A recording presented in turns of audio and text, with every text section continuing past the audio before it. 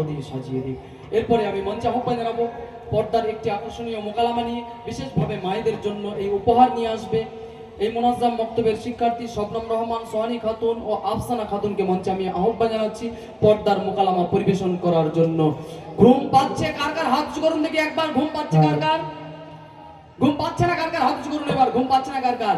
ঘুম যদি না আসে গভীর রাতে, প্রভুর প্রেমে জাগো তাসবিহাতে। ঘুম যদি না আসে গভীর রাতে, প্রভুর প্রেমে জাগো তাসবিহাতে। পশু পাখি গাছ গাছালি প্রময় নামে জেগে করে মিতালি। মানুষ হয়ে তোমরা কেন, মানুষ হয়ে তোমরা কেন কবি ঘুমে আছো মেতে। ঘুম যদি না আসে গভীর রাতে, প্রভুর প্রেমে জাগো তাসবিহাতে। আসসালামু আলাইকুম ওয়া রাহমাতুল্লাহি ওয়া বারাকাতুহু। ওয়া আলাইকুম আসসালাম ওয়া রাহমাতুল্লাহি ওয়া বারাকাতুহু। আমার মেয়ের প্রাণ চিনিতে তুমি এলে না কেন? না রে, ওখানের পরিবেশ আমার মেয়ের প্রতি প্রভাব পড়বে, সেই জন্য আমি যাইনি। আচ্ছা, বিয়েতে অবশ্যই আসবে। বিয়েতেও আসতে পারবো না।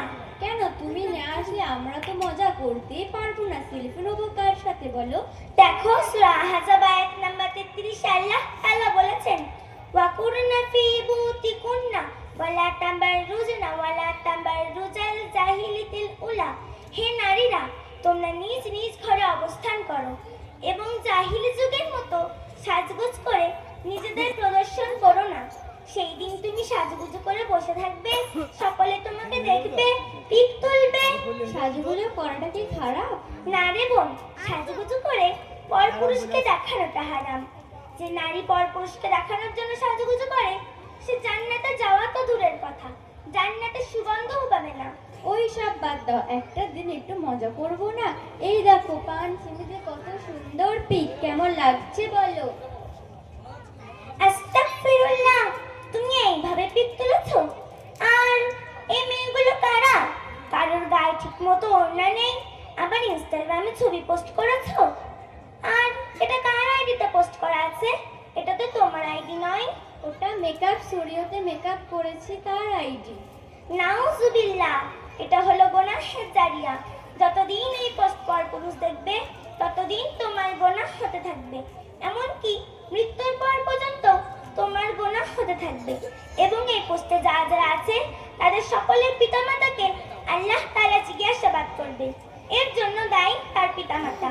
তাই আল্লাহকে ভয় করো এবং এটা গুনাহ মনে করে এটা থেকে ফিরে এসে ইস্তেগফার করো। তাহলে এখন কি করলে এই গুনাহ থেকে বাঁচা যাবে? স্টুডিওতে গিয়ে পোস্টটা ডিলিট করে আসতে হবে, তবেই গুনাহ মাফ হওয়া সম্ভব। ঠিক আছে, ইনশাআল্লাহ তাই করব। দেখো বোন, নারীর ভূষণ সম্পর্কে কিছু কথা মনে রাখবে। নারীর ভূমিকা শুধু সন্তান জন্ম দেওয়া না, কিন্তু সন্তান নারীর তত্ত্বের অবিচ্ছেদ্য একটা অংশ। নারীর শরীর, মন, মস্তিষ্ক সবকিছু গড়ে ওঠে তার মাতৃতত্ত্বের ভূমিকাকে কেন্দ্র করে। এগুলো অনিশ্চয়কার্য বাস্তবতা। কিন্তু বর্তমানে নারী সোশ্যাল মিডিয়াতে ছবি পোস্ট করা, সিনেমায় যাওয়া, বেপর্দা হয়ে পার্কে ঘুরতে যাওয়ার মধ্যে সীমাবদ্ধ করে রেখেছে। কিন্তু সেই নারী হলো পরিবারের সম্মানিত স্ত্রী, শ্রদ্ধা ও ভালোবাসার মা, সংসার নামে জাহাজের মতো দায়িত্বশীল করতেন। আরও বয়স হলে তিনি দাদিমা, নানিমা, জ্ঞান অভিজ্ঞতার আধার। পরিবারে নারীর বয়স হলেও তার প্রয়োজন ফুরায় না, বরং বয়সের সাথে সাথে তার সম্মান ও মর্যাদা বাড়ে। নারী যদি সমাজের জন্য এতটাই গুরুত্বপূর্ণ মনে করত, I am not the whisky you want, I am the water you need, তাহলে কতই না ভালো হতো। আধুনিকতা কেবল নারীর সৌন্দর্যকেই দাম দেয়, আর এটা নারী তার নিজের স্বাধীনতা মনে করে। এই বিষয়গুলো শুধু নারীকে না, প্রভাবিত করে পুরো সমাজ ও সভ্যতাকে। আল্লাহ তাআলা আমাদের সকলকে সঠিক বুঝ দান করুন এবং দিনের ওপর চলার তৌফিক দান করুন। আমিন। আসসালামু আলাইকুম ওয়া রাহমাতুল্লাহি ওয়া বারাকাতুহু। মাশাআল্লাহ, এই যোগ্য বাপের রাজকন্যাদেরকে আমি মঞ্চ থেকে বিদায় জানানো করবো চকলেটের মাধ্যমে। খুবই সুন্দরভাবে একটা প্রদর্শনী আকারে এরা আমাদের সম্মুখে উপহার দিয়ে গেল মায়েদের জন্য পর্দার মোকালামা।